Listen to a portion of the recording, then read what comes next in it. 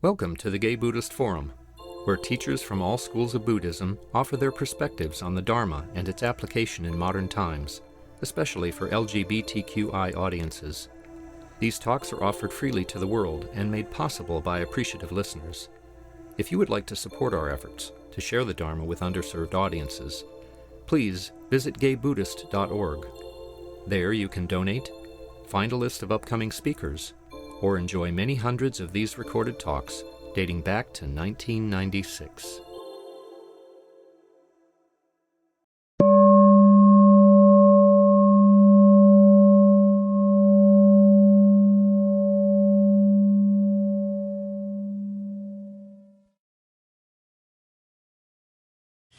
Welcome back, everyone. Let's go around and saying our names. Well, first on the screen, Ed, Robert, Marvin, Steve, John, Kay, Matthew, Daniel, Ocean, Frisco Wolf, Andres, Josh, Tim, and Gitas. And I'm Jim. David, Alex, Luis, Steve, Prasadda Chitta, Bob, Jim, Stefan, Matthew, Ernie, Monty, I'm Brad, Bill, I'm Tom, Jack, Bill, Vince, And Bill. Great. Bill Weber is an acclaimed filmmaker, documentarian. He's been to the Academy Awards. He's a longtime meditation teacher and a student and a member of the Spirit Rocks Community Dharma Leadership Program. And his latest projects are To Be Takei, The Untold Tales of Armistead Maupin, and Hallelujah, Leonard Cohen, A Journey, a Song.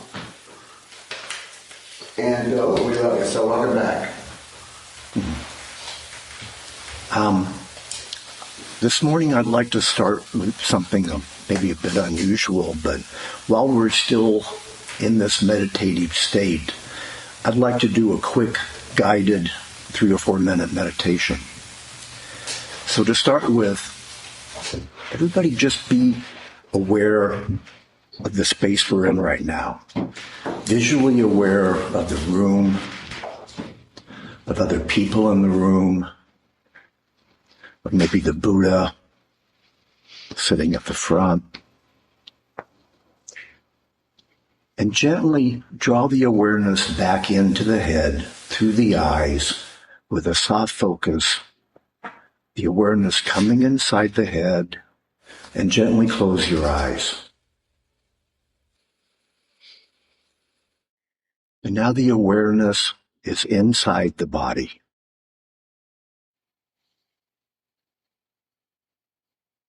And let's start by relaxing the body, relaxing the head, relaxing the neck, the shoulders,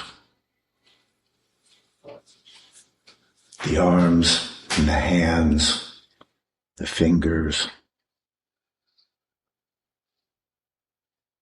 Letting any tension just dissolve and melt away as best it can. Relax the chest.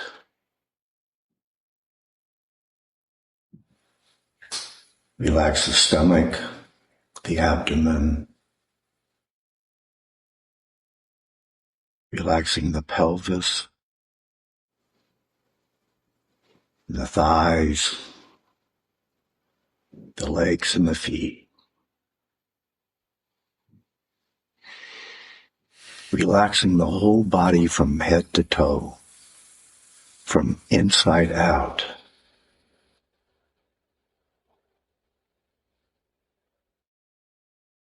Awareness inside the body, noticing the emptiness and the spaciousness within.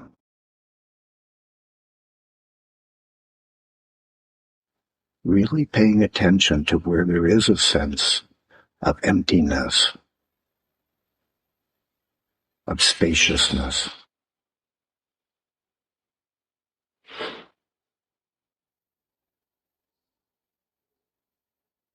And now expand this awareness out,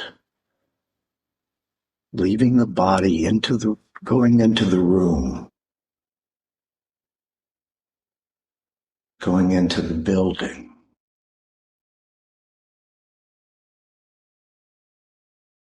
going out into the city.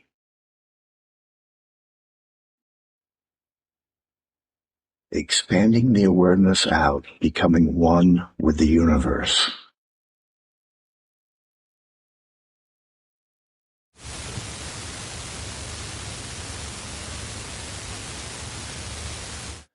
Now draw the awareness back into the body, coming back into the body, bringing with it a sense of calm and a sense of peacefulness.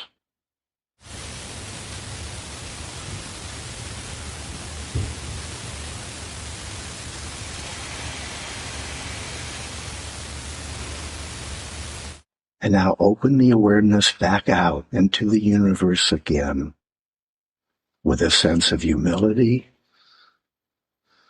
and deep respect.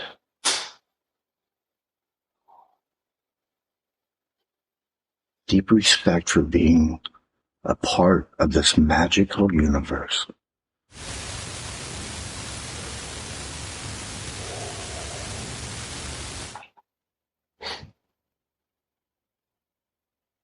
And let the bright universe nurture our hearts with compassion and love.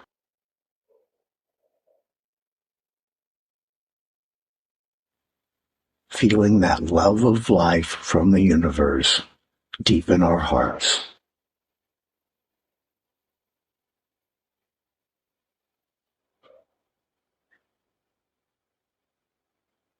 Feel relaxed, free, and joyful. Qi and energy flowing smoothly and harmoniously.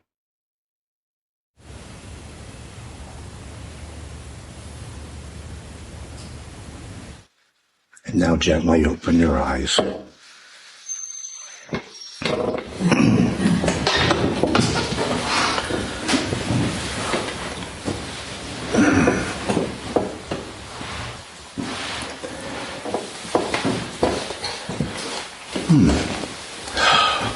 This is what I want to offer today, is something that has come to me in the last 7 or 8 years that has had a really positive influence on my life.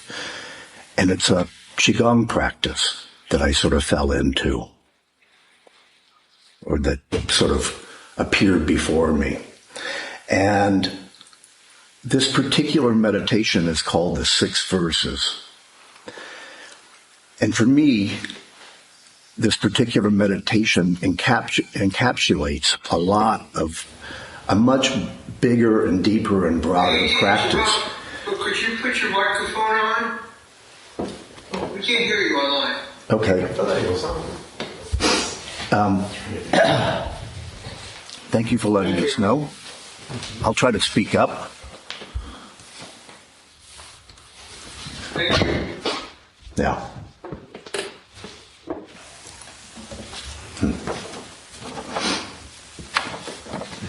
I hope you could hear the meditation, but the meditation is what I want to offer the group, and it's something that has had a very profound impact on me as the way I live in the world. And like I was saying, these 6 verses, this short little meditation, really captures a lot of what has offered me a greater sense of freedom in this world and a relief from some of the suffering.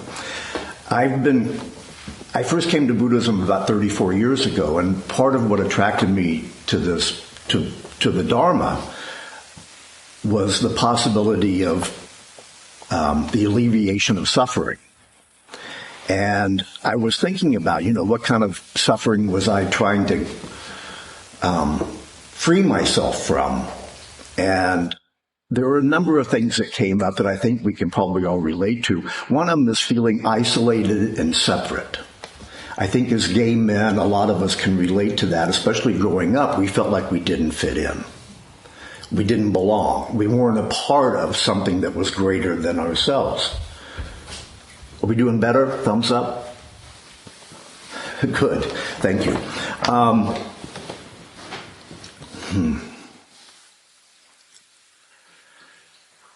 And I found I was always sort of constantly judging myself. I wasn't as smart as, I wasn't as handsome, I wasn't as witty, or, other things that just sort of felt me being separate from being a part of something, truly a part of something. And there was some suffering involved in that.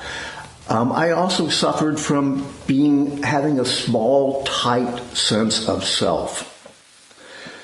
And one thing that the Dharma did, it really showed me how small and tight I felt. It took me about 10 years of practice before I could really practice inside my body. I couldn't really feel inside my body. I was so tight and tense. It's sort of, I find that sort of mind-boggling now when I look back on it, because I love living in my body. But I remember even going to yoga classes and hearing people talking about the chakras, and it's like, what the hell are the chakras? Energy inside your body? It didn't really make much sense to me. Anyway, so I had a very tight, small sense of self that felt separate.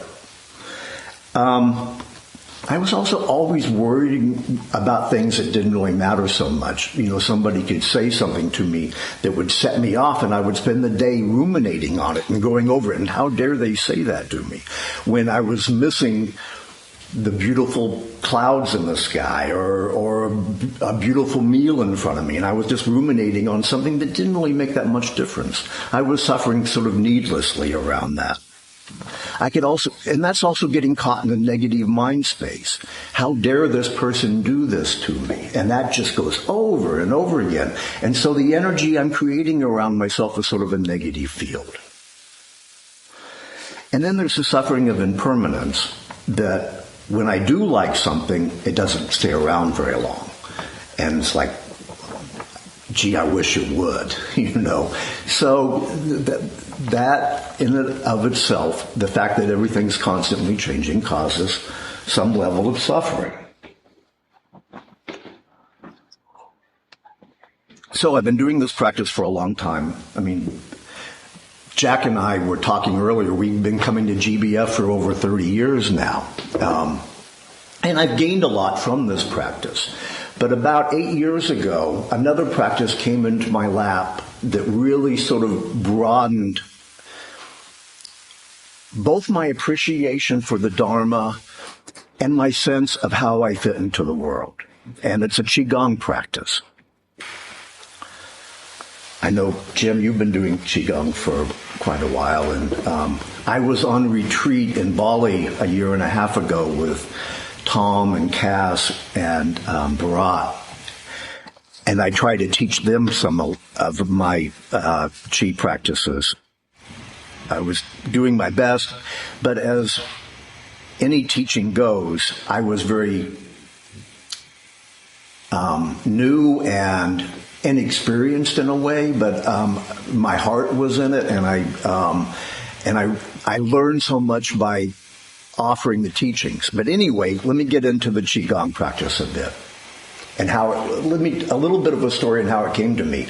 About 8 years ago, this woman came to me and said, I want to do a film about this Qigong teacher, this Chinese Qigong teacher who lives in New Zealand, who has students all over the world, and 2 students who reached a state of enlightenment.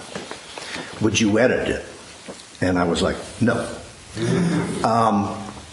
Number one, I didn't like spiritual films, especially sort of homemade spiritual films, I'll call them, that have, waves crashing and seagulls and, soft music. And it's just like, I wasn't interested.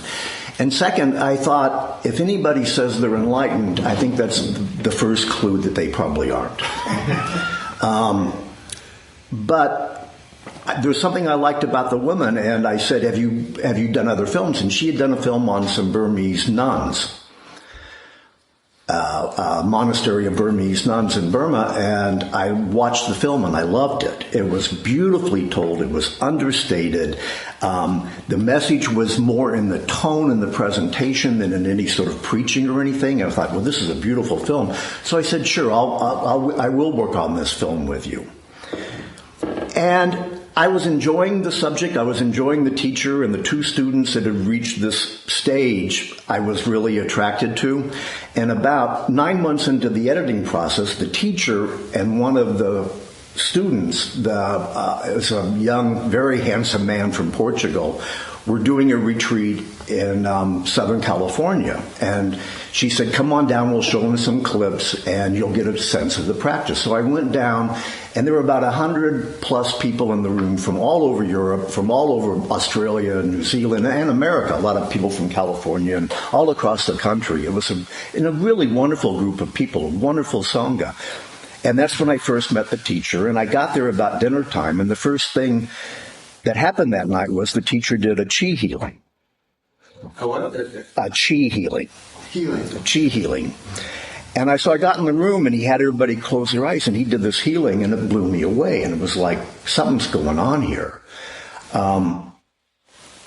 Anyway, from that, I continue to be enthralled, and also I would notice that something was changing in me, and a part of it was my own sense of spaciousness, how I felt in my body, or how the containment of my body started to expand. And my awareness wasn't here, my awareness was more here, or more here. And I started to feel what I would almost call gaseous sometimes, like porous, like I'm not so solid. From that,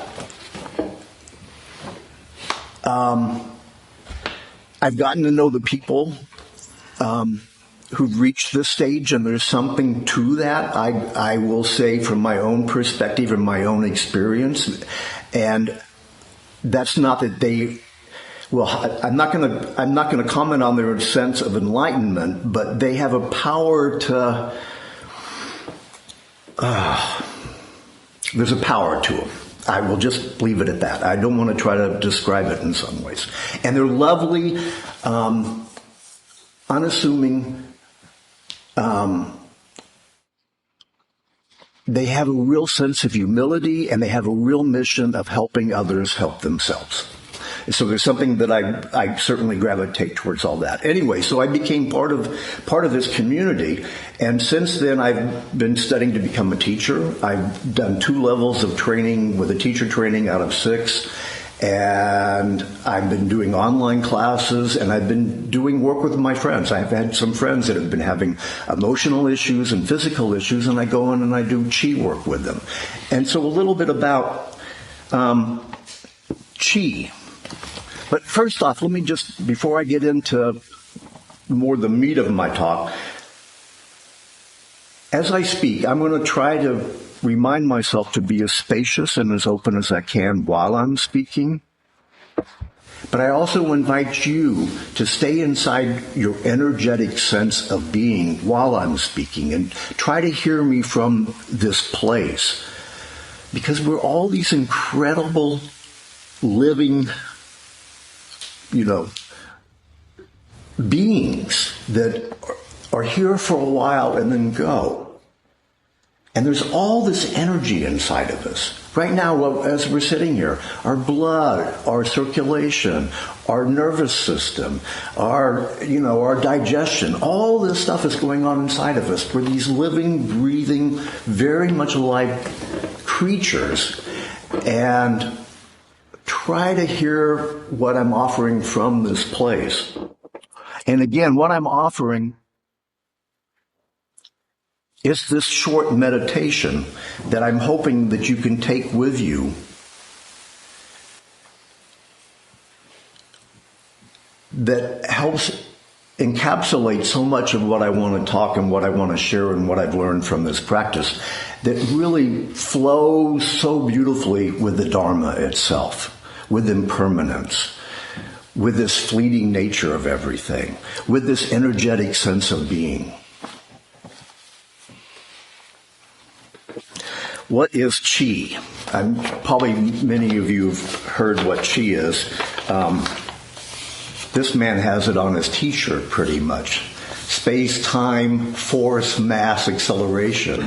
It's a lot of what Qi is.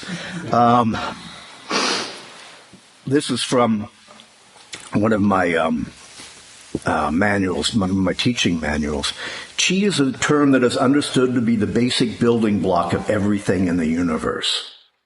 It is an integrated existence of energy, material, and information, which is constantly in the process of change. Qi is material, energy, and information. Gathering and expanding. Constantly gathering and expanding. Constantly in motion. Qi is everywhere and exists in all of the space in the universe. It has no boundaries and is omnipresent. There is no space without it, and there are no boundaries from one Qi state to another. I love that. There's no boundaries between one Qi state and another. Right now, I see me, I see Steve. Yeah, there's somewhere in here, there's no boundaries. When Qi is concentrated, a physical object is formed. There is also non-physical Qi that coexists with the object. This non-physical Qi has the properties of the object and radiates from it, has the information of the object and radiates from it. I'm not stopped here. I'm not here. I'm not here. I'm not here. And it starts to dissipate some the farther out you get, but it's not so defined. And it's constantly interacting with the Qi around it. One is coming into the other, and one is going out into the other. There's a constant interaction of our energy with all the energy around us. So that's sort of a quick Qi 101. And before I get into the 6 verses, let me a little bit more on this. One way of thinking is that an object occupies a certain space between boundaries. This mirrors the lens through which we experience the world, one of linearity and compartmentalization. This perspective is expressed in our worldview. When looking for something, we tend to ask, where is it? In terms of Qi, that doesn't work. It's everywhere. From a Qi perspective, there are no clear boundaries between physical objects and the space around them because Qi is constantly transforming into each other. This comes back to the great wisdom teaching that I've heard Jack say so many times. Wisdom says I am nothing, love says I am everything. Between the two, my life flows. I exist, but I am part of everything else.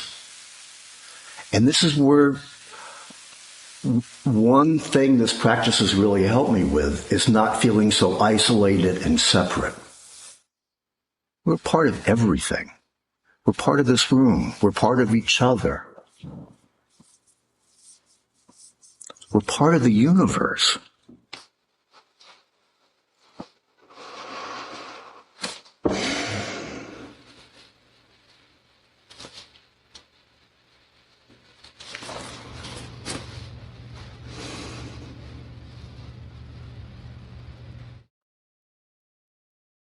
One thing I really appreciate about my experiences with Qi is working with Qi fields. That the energy we embody and the energy we share has certain information in it. And like right now in this room has a very certain Qi field. And there's been a lot of intention that's gone in here for I don't know how many years. But a lot of people coming in here and really trying to connect with themselves, connect with community, connect with each other, connect with the truth, with the Dharma, that energy's in the room. The energy we all bring in today by wanting to hear a talk, by wanting to, again, to sit here in silence and connect with ourselves. That energy's in the room. And to be conscious of the chi fields that we carry and that we connect with and that we can add to, that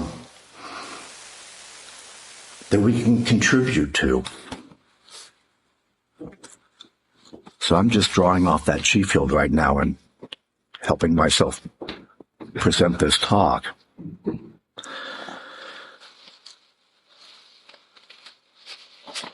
Let me go into the 6 verses, the meditation that I just did. The first one is, I usually start, when we do our practices, we usually start with relaxing the body. So you bring the awareness inside the body and you relax the body as best you can. And I say as best you can because I think that's an important point, because sometimes I think people can get hung up. It's like, oh, I'm all tight over here. I'm not relaxed. It's fine. Just relax around the tightness. Relax where you can relax. Relax as best you can. And from this state, notice the awareness inside the body. So the first of the verses is awareness inside the body. Feel the emptiness and spaciousness within. This is something that's been critical for me and really embodies so much of what this practice is spaciousness. I love going inside my body and saying, there's so much space, like right in my chest right now, or in my stomach. Or maybe there's a lot of space in my head. I don't feel so tight. I don't feel so constrained. And maybe even just try it. Just go inside and say, where do I feel spaciousness? Where do I feel emptiness inside the body? And it can help really give you a sense of lightness, of freedom in a way. It's just like, I'm not so encumbered. There's a spaciousness inside of me. So to really connect with that. The other thing is that it's an awareness exercise. It's exercising your awareness. When you're really being present, I feel space here. I feel tightness here. I feel condensed over there.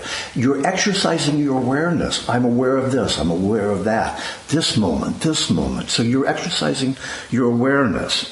One thing I like about spaciousness, too, is that we are space. I had to look it up and see how much space we are, and it was pretty surprising. If you define space as the vacuum within atoms, the human body is 99.99% empty space. Just as the planets orbit the sun, tiny electrons orbit a dense microscopic nucleus. If you were to move all this dead space and crush all 8 billion humans down to pure matter, the entire human species would fit into the volume of a single sugar cube. That's how much space we are. I can't fathom it, but it's nice to reflect on that. That we think we're so solid, but there's a lot of space in here. Awareness inside the body, feel the emptiness and spaciousness within. That's a practice within itself right there. But then you go into expand this awareness out, becoming one with the universe.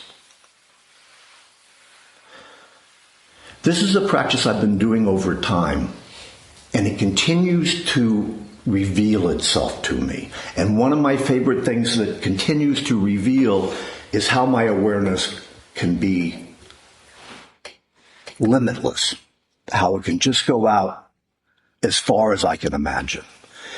And sometimes I like to start with something more contained, like the room, and that's why I started this meditation with just go out into the room and allow your awareness to be in the room.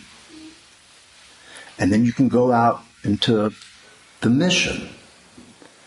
And then you can go out into the universe. And again, it's an awareness exercise where you're allowing your awareness to just expand out as far as you can.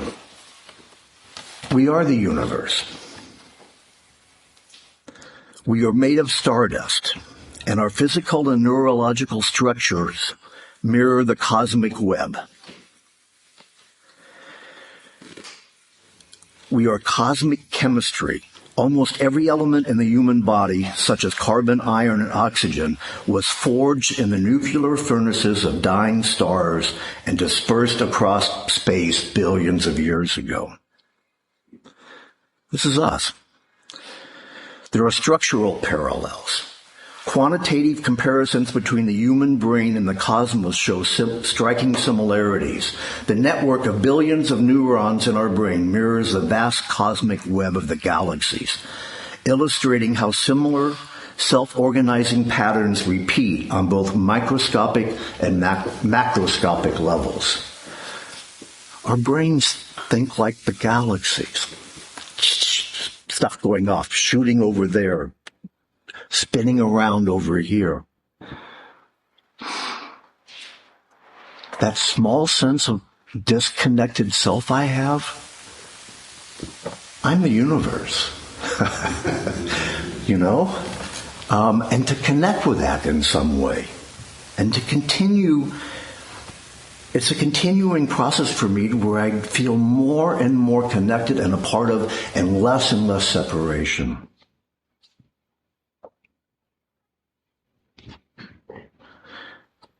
The third verse.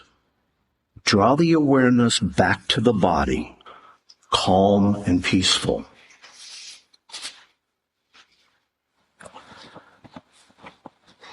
I like to think of the universe as, I like to connect with the part of the universe that is of supreme order. Everything happens as it should, when it should. There's a real sense of things are the way they need to be. And within that, there's a calmness and a peacefulness that I just sort of try to bring back into my body. I'm also inviting in a sense of calmness and peacefulness. And that's using the power of the mind. And the mind influences chi. We infuse our energy with our thoughts, as the Buddha taught us, 2,500 years ago. In the Dhammapada, all that we are is a result of what we have thought. It is founded on our thoughts. It is made up of our thoughts.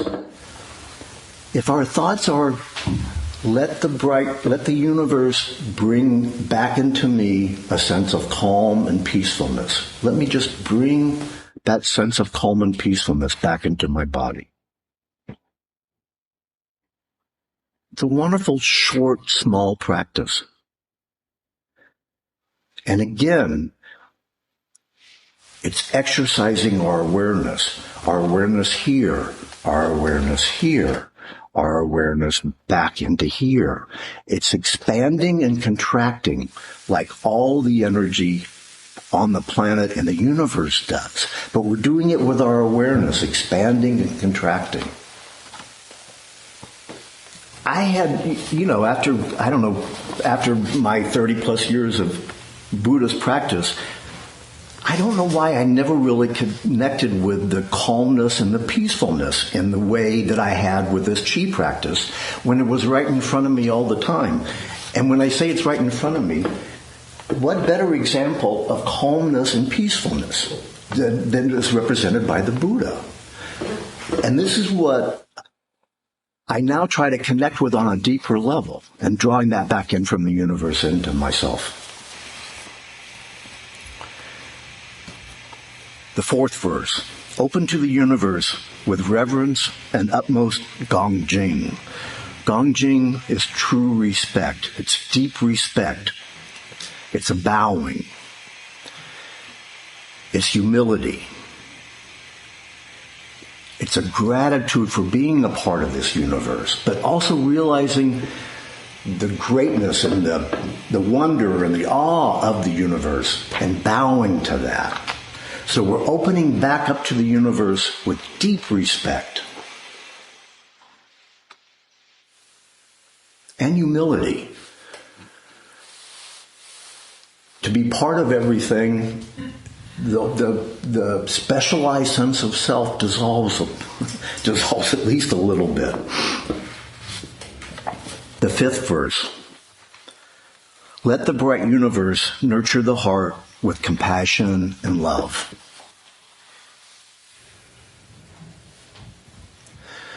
This verse took me a while, and I mean, with all these verses, I'm still learning.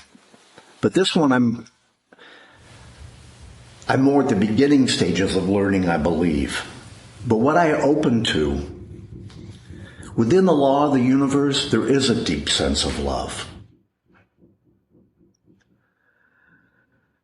It's where we come from. It's given us life. But there's one thing that I've noticed with the people in this practice that have really advanced. They all consistently say that when you really connect with the love of the universe, it's a love like you've never known before. The deepness and the richness and the completeness and the fullness of it will just dwarf any sense of love you've ever had before. And I'm still trying to touch with that, but I really try to open myself up to that. What is the real love of the universe? One thing I found was it's unconditional acceptance. Spiritually, seeing the universe as love means recognizing a profound sense of belonging. It is the idea that the source of all creation holds absolute acceptance for every part of its existence. The universe loves us all unconditionally, everything equally, providing a space where all are supported and connected. So when I let the bright universe nurture the heart with compassion and love, what I try to do is I connect with a couple of things. I try to connect with brightness. And pure Qi is bright. It's a clear, bright light. So I try to connect with that brightness. And within that brightness, I try to feel and allow myself to be filled with love and compassion. And again, it's a realigning of where my thoughts are going, how I'm relating to the world, how I'm relating to myself. Let the bright universe nurture my heart with love and compassion. And again, all of these 6 verses within themselves are a teaching and are a path. And then the last is feel relaxed, free, and joyful. Qi flowing smoothly and harmoniously. So you finish up this meditation with just a deep sense of relaxation.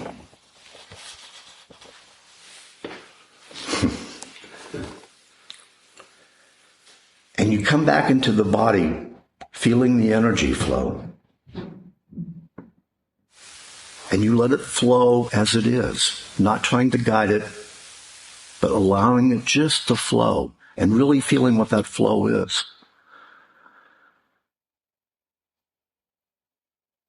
We're doing it all the time anyway. This is an opportunity to really connect with that. To allow it, to enjoy it, to free it.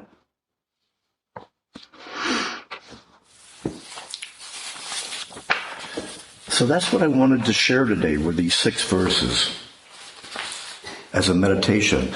And I actually printed out little cards, and if any of you would like to have one and take it home and practice it. But for me, it's really had very profound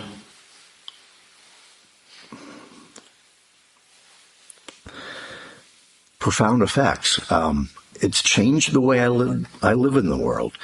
I just got off a 2-month road trip with my husband and my dog, and there were times when things would come up that would irritate me, and I would just sort of say, I'm just going to open up and feel my presence and the presence of the universe, and how, my tightness became not such an issue, how my irritation became not such an issue in the scope of the size and space and flow.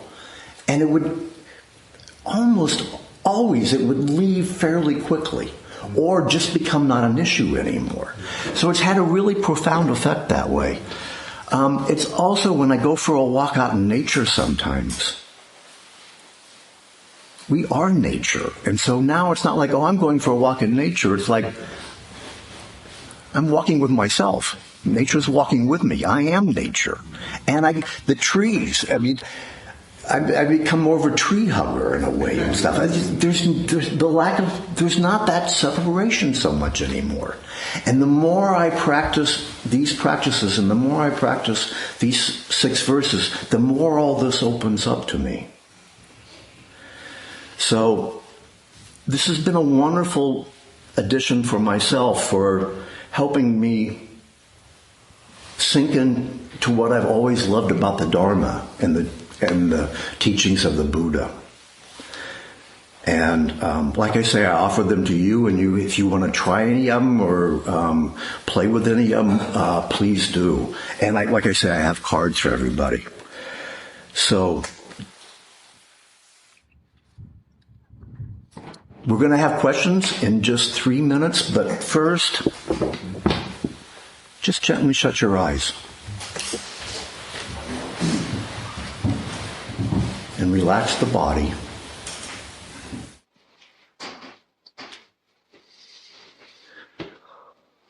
And maybe notice if the 6 verses might feel different after hearing about them. The experience of it might be different. So awareness inside the body. Feel the emptiness and spaciousness within.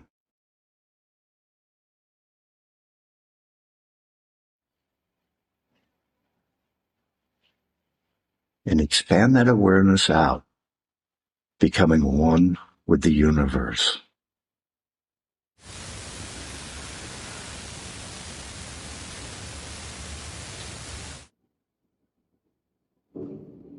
And now draw that awareness back into the body, calm and peaceful.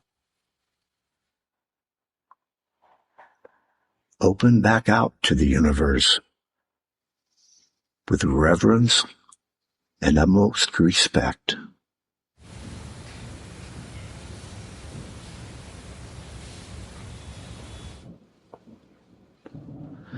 Let the bright universe nurture your heart. The bright universe nurture the heart with love and compassion.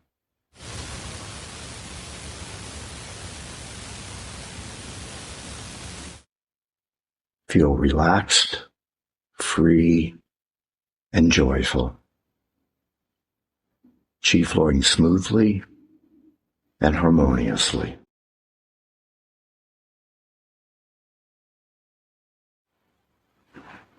You can open your eyes.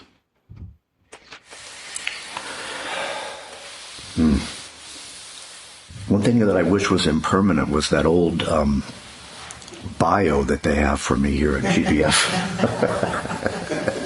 To be decay was like 12 years ago or something.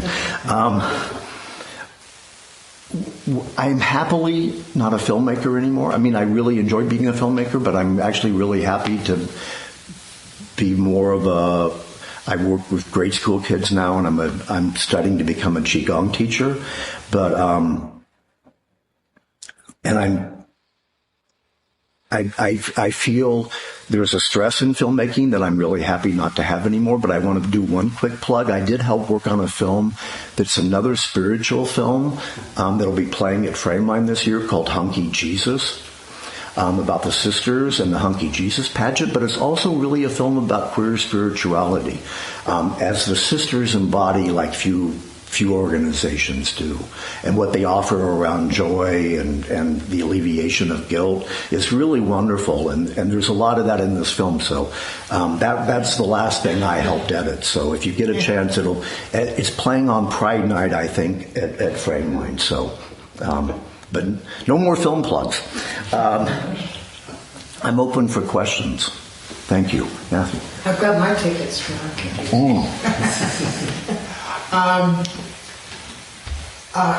I really enjoyed this talk. Thank you.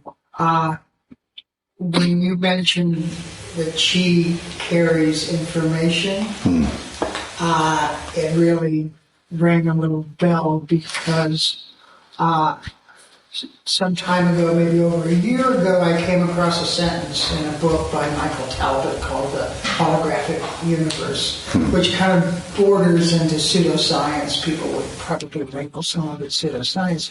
But the sentence was that consciousness is a subtle form of matter.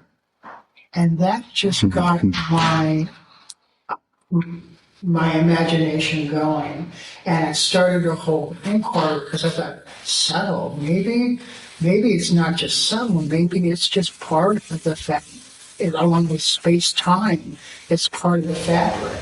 And so a lot of my inquiry over the past year has been kind of exploring that, looking at I have a book called The Quantum Physics of Consciousness, because there are quantum physicists who are trying to what would you call it? Quantify. Map it. Yeah, that's exactly the word. But anyway, so now I'm thinking, so maybe Qi is the word for it. Yeah, and thank you for that, Matthew. And the fact that one thing when I was researching that we are the universe and we're made up of the universe, there's also the thought that we're the universe, we're the part of the universe that can reflect on itself. That's our consciousness. We're the consciousness of the universe in a lot of ways. Boy, that gets really trippy after a while. But there's also something very freeing about that and very wondrous about that. It's like, how wonderful. And then what can be freeing about that is not to get so hung up on the small shit, We're just here to sort of reflect and understand and hopefully contribute in some way or another. Not necessarily in the way we've been doing. Thank you. And good luck. What you learn, let me know. Hi, Bill. Thank you. I, too, have my ticket for Hunky Jesus. Good. I really love what you said about the arbitrary nature of perceived boundaries between things, or the thing. There are no multiplicity of things in a way.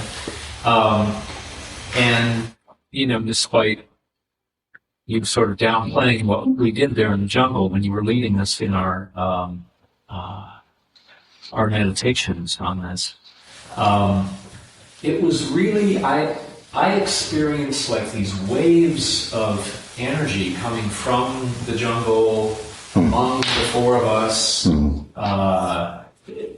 in that space where many other people have meditated for a long time, there in the jungle of Indonesia, on our platform. And there was something, I think what happened for me was, related to these boundaries, it's like walking next to a stream, and I see the surface of the water, and like, okay, that's the stream. And then I put on polarized sunglasses, and the surface disappears. And I can see the fish underneath and the rocks and, all these things going on beyond that tiny little thin surface between water and air that the light reflects off. And that's sort of what I was reminded of when you were talking about, these boundaries. To go out, where do I end, and everything else begins. It's not, it can be kind of an illusion. Right. Yeah. No, thank you. And it all is an illusion. We're seeing light reflecting. That's when I look at you, I'm just seeing light reflecting off of energetic patterns and stuff. And so it's, Put on your polarized sunglasses, right? yeah. Again, I feel not quite wise enough to expound on this too much, but it's just something that I'm playing with it, I'm experiencing, and it's more the felt sense sometimes than the logical mind can keep up with that, but and that's why I talk about chi fields. Chi fields is something that I think you can feel. You can go into a room and you can feel it. You talked about it in the jungle. I talked about it in this room. You can go out into the mission and there's a certain chi field out there. And there's a chi field we carry with us that is not, you can't quantify and you can't, you're talking about mapping some there, Matthew, but there probably is a way to map it, but we can't do it in any way. So I don't know. It's just, it's nice to explore, but I like opening up to what I sense are greater realities and truths. And again, things that I can experience. And again, it's what attracted me to the Dharma so many years ago. I read it and I was like, oh my God, this is the truth. Everything is impermanent. We're here. And the other thing about chi is it's in constant motion. So all the time I just sort of feel like, oh, I'm liquid, and this is the way I am in this moment, and that's already gone. And now that's gone. It's this constant motion. So, I don't know, it gets real trippy to talk about. Fabulous, as usual. Very helpful. Very helpful. Thank you. It reminded me of, I had a biowork teacher once who said, maybe it's helpful to consider that the brain is in the body, but the body is in the mind. That's what I think about. Anyway, thank you. Yeah. Quick announcements, anyone? Yes, I'm the host. Yes. I'm your host. Please, we invite you to stick around and enjoy the company of the Sangha. There's snacks out and there's hot water for tea. When you're done with your teacups, just put them in the sink and I'll take care of them. I'll also be passing around the Dana bowl. It's Dana, the Pali word for generosity. It's your generosity that keeps this Sangha vital. And the rental of the room, honorariums for our speakers. We no longer have Larkin Street dinners. Our newsletter that goes out 4 times a year, primarily to incarcerated individuals. And also it's your monetary donor that helps us offer scholarships for our retreats. And while we're on the subject of generosity, there are other ways besides monetarily to demonstrate generosity with our Sangha, and that's through the offering of your time and skills. We're an all volunteer run organization, and there are all sorts of opportunities for you to volunteer your time, hosting, help me out here, our Zoom, our tech, Zoom Hilda, our tech, setting up the tech for our hybrid meetings. Serving as facilitator, helping with the podcast and YouTube channel, and there's a lot of behind the scenes stuff. So if you're interested in donating your time and talents, and contact anybody. Thank you. Speaking of generosity, if you donate to Community Thrift Store and name GDF as the beneficiary, we get a cut every quarter. We just got a check for $267. So schlepping your stuff over there really makes a difference. And just one last thing, there's a for new visitors, there's a sign-up sheet to be put on our mailing list or email list for announcements about the Sangha. And that at 12:30, sometimes people meet outside to go out to lunch together. Yeah, and can I ask, who all is here for the first time today? I know one of you are. Anyone else? What's your name, please? Vince. Vince, welcome. Thank you. Okay. Any more announcements? Okay, let's get in the circle. Which will you lead us in the closing? Sure.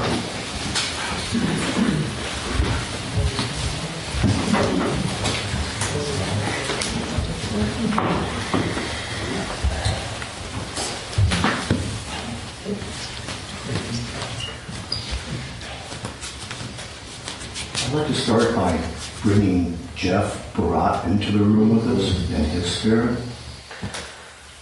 Many of you knew Jeff, and if you don't, his spirit is still in this room too.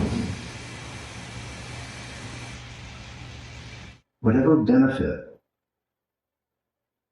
we've acquired today through our practice together, through our hearts, through our wanting to uplift ourselves, whatever benefit that we've acquired today with us, may we share it freely and gladly. May we share it with each other, with those we meet when we leave the room. May those we meet when we go throughout our day. May all beings everywhere benefit from the merit of our practice that we share gladly and freely. May all beings be free. May all beings be happy. May all beings be peaceful and at ease. Thank you.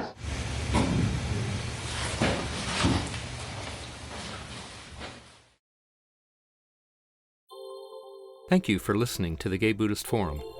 If you would like to hear several new talks per month and be notified of upcoming speakers so you can participate live, please subscribe to this podcast, like us on Facebook, and join our mailing list by visiting gaybuddhist.org.